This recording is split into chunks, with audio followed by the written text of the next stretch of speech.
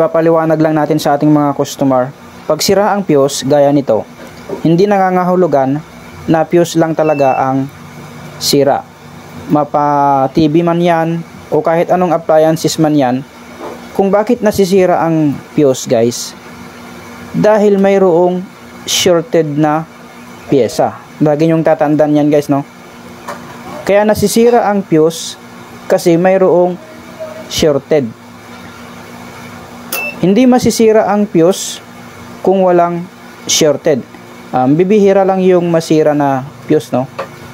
Bibihira lang guys na pag sira ang fuse, walang shorted. Bibihira lang yon. Pero karamihan, pag sira ang fuse, open, mayroong shorted. Gaya nito, may shorted na circuito sa may primary.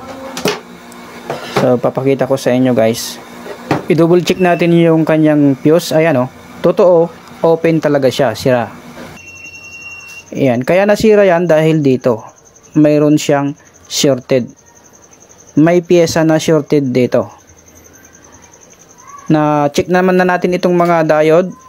So, ito yung findings natin. Itong kanyang IC. Ito yung shorted. Okay naman itong mga diode nya. Itong 4 na diode na check na natin. Walang shorted. Walang shorted sa diode. Ito talaga yung sira, itong IC. Kahit magpalit pa tayo dito ng isang sakong fuse, hindi pa rin ito gagana. Puputok at puputok pa rin hanggat mayroong shorted. Sana maliwanagan na yung ating mga customer, no?